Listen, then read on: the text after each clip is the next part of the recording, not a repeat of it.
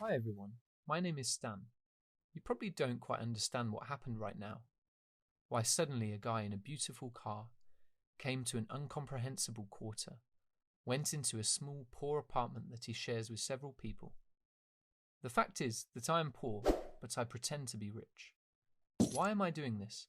And most importantly, how? You'll find out about everything. This is my place of work. I used to go here as a client, show and fix the car, but recently everything has changed. Now I service the cars myself. Hey Stan, you don't look good, but you always do. How long have you been looking at yourself, Ryan? Hey, is anyone available? I need to repair the car. Oh shit, Stan thought, and hid around the corner. He motioned for Ryan to approach the girl. He nodded and met the customer. Hello, miss. What did you forget in these parts? None of your business. Can you fix my car? Just be quick. Money is not a question. And I see the politeness of the rich was not taught. And I see you do not need the money, the girl asked bitchily. Why did I hide? This is my girlfriend. Her name is Naomi. Apparently, she crashed the car again and does not want to light up in her neighborhood so that her dad does not find out. She came to the wilds and secretly wants to fix the car. While Ryan and Naomi were making arrangements, I stood around the corner and hoped she wouldn't come in. Come out, boy. Your girlfriend's gone. Thank you, brother. She broke something again. What I don't understand is, when are you going to stop pretending? Are you comfortable yourself? Naomi will leave me as soon as she finds out I'm not rich anymore. Yes, and friends. So they're not your friends, and it means your girlfriend does not love you. Since you're so sure that they don't need you without money, then why do you need such people in your life? It takes a long time to explain, Ryan. You always say that. Shall we get started? She will arrive in 3 hours. We need to make it happen. Then Stan's phone rang, and he picked it up and spoke in a sleepy voice. Yes. Hi, love. Yeah, I just woke up. What? Did you crash the car? In which workshop? Of course, no question. I'll fix it and pick it up myself. No, I don't need any money. You know. Yes, I love you. As usual, I fixed her car, changed my clothes, and went on a date with her. Naomi and I had been dating for 4 months, and I was crazy about this girl. She knew almost everything about me, but I didn't mention the most important thing, that my parents and I had gone bankrupt. By the way, my father and mother went to live temporarily with my mother's friend. The other one has a small apartment, and I can't fit in. Besides, it's in another city, and I wanted to stay, so I got a job, rented a room, and I'm still living like this. Honey, I saw a dream dress today. How much? Oh, modest price, only $1,500 with a discount. No problem, my princess. I'll bring you the money in a few days. Just recently, I was able to afford such purchases, but my parents, as I said, abruptly went bankrupt, so I was forced to earn my own money. In my mind, I already was counting how much money I owed and to whom. The thought made my stomach churn. Hi, son. How are you? I'm sorry to bother you, but we're having some trouble. Your mother is a little ill. She needs medication. I understand, Dad. I'll send the money tomorrow. Thank you, son. Are you sure it's not too difficult? No, I have a job to do. It's fine. You sold the car? Of course. I spend this money on my studies, so everything is fine. Well, I'm very glad to hear that. I'm sorry I let you down, but we'll be rich again soon, I promise. I know, Dad. For now, I went home, lay down on my bed and couldn't sleep. I've wanted to sell my car more than once, but that would mean it's all definitely over. And I didn't want to believe that we weren't rich anymore. I would have lost all the people close to me at once, and I couldn't let that happen. The next day, as always, I took the advance at work. Ryan somehow gave it to me. I sent the money to the family and Naomi, as promised. You're playing with fire, kid, Ryan was saying. I know, I said. And while Ryan waited patiently for me to work the money off, the other people I borrowed from earlier didn't. Hey Stan, when are you getting your money back? Nick asked me when he saw me sitting in the restaurant with Naomi. Hi, friend, can we go outside and talk? I'll give you everything, really, but I just need a little time, please. I look at my girlfriend. You find money, right? No money? Give up your car for your debts. What? No, please, I'll give you everything, just a little later. Don't tell me you weren't warned. Nick was an old friend of mine, and as soon as my family collapsed, I borrowed a good amount of money from him. I didn't tell him why. It's been a few months since then, and I still can't get the money back. Nick's patience snapped. He took my car that night, and I couldn't stop him. The next day, Naomi arrived again with a crumpled bumper. Ryan met her whilst I was hiding, but I was angry. She called me, and I promised to sort it out. As soon as she left, I started destroying everything around me. I didn't know what to do. I sat down on the ground in my work uniform and just hung there. Stan, what are you doing there?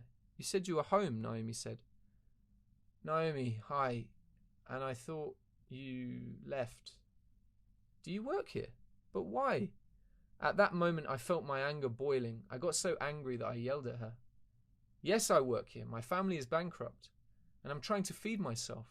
I'm sorry I pretended all this time, but I knew you'd get the hell away from me. Who needs a poor guy, right? Naomi? Be strong, brother.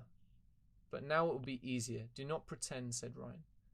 I continued to work, and all my thoughts were on Naomi. We hadn't spoken in 2 days, and I knew that she was coming for the car, so I waited.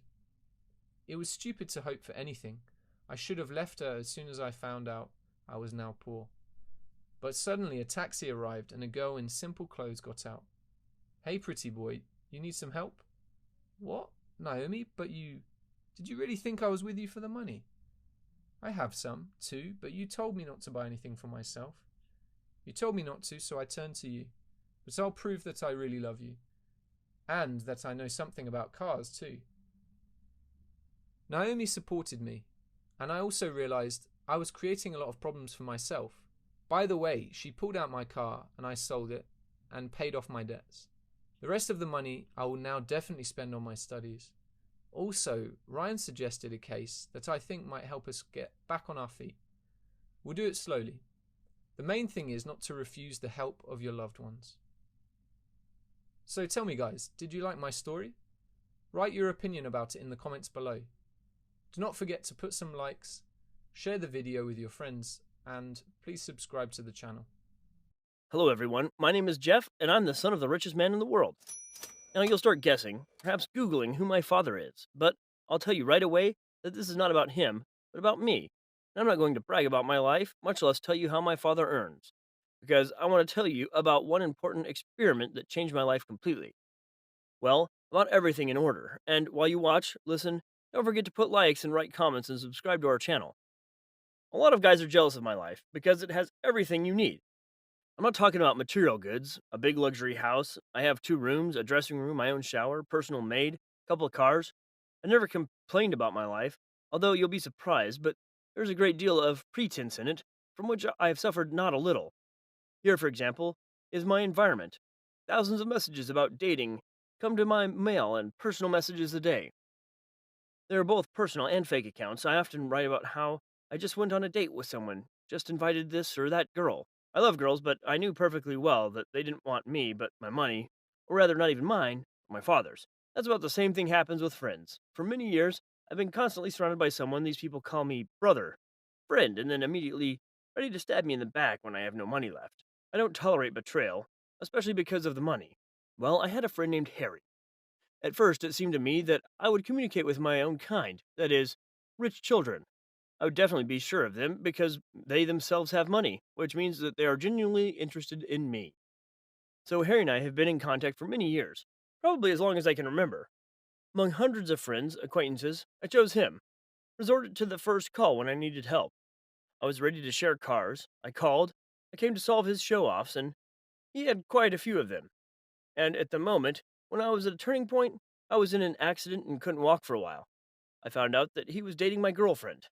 She, by the way, was also not from the poor. It was such a blow to me. I found out about it by accident. They just lit up in a photo at one of the parties of our mutual friends. I had no trouble seeing them in the background. My world collapsed at that moment. My mother and father were very worried. They were afraid that this would affect my health and therefore didn't leave me for a single step. I was really upset and I didn't even want to live anymore. But then I decided to act differently. On the contrary, get on your feet quickly to prove to everyone that I'm a tough nut to crack. I had months to recover, and I was successfully recovered. Going back to school was also painful, but I didn't give up. Harry initially avoided me with my ex girlfriend, but I decided to talk to them anyway. They were silent for a long time, didn't know what to say, and then I finally confessed. I wanted to forgive them, but I couldn't. I wanted to hurt them. I slapped my best friend in the face a couple of times and left. I was upset my father decided to send me to Europe for a while so I could forget myself. That's when my new life began. I'd never gone anywhere alone before. This time my father insisted. He said that I should learn to be independent, especially so to help me to have a good distraction. Upon arrival, I was in trouble. I lost my luggage, and then my phone was stolen along with my bag. Then I was left alone. Was I scared? I almost lost my mind. I was about to go to the police when a girl came up to me. I was sitting right on the ground and I didn't know what to do. She gave Hmm. me alms. Hey, I'm bored with your handouts. I'm not a bum. I called after her, and she looked at me and said she wasn't blind, but she could see that I needed a couple of dollars for food or travel. She was right. I took the money and ran to her, promising to return it to her, and she smiled and agreed. I went to the market and bought some food. Went to the bathroom, washed up, and had a snack outside. I didn't know where the site was, and I didn't understand the foreign language very well. I walked away completely lost. In the evening, I was hungry again and went to a cafe. I started talking to the security guard, explaining that I wanted to eat, but my things were stolen. I said I could pay with an expensive watch, but he kicked me out. The waitress came over. Hey, it's you, I told her. Excuse me, Monsignor. This is my cousin. He's just arrived. He's not right in the head. I'll keep an eye on him, she told him and led me inside. I resented her calling me that. I'm Sarah, she said, and held out her hand, which I shook uncertainly. She sat me down at an empty table and later brought me hot food and coffee.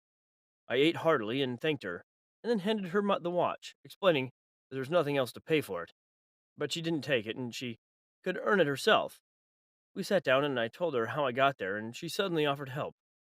You can stay with me for a while. I can get you a job here in the cafe. We need a dishwasher. You can save up the money for a ticket back, she said. I didn't like the idea because I'd never washed the dishes. I asked her to borrow money for me to leave and vowed to return it. Oh no, my friend, you have to earn it yourself.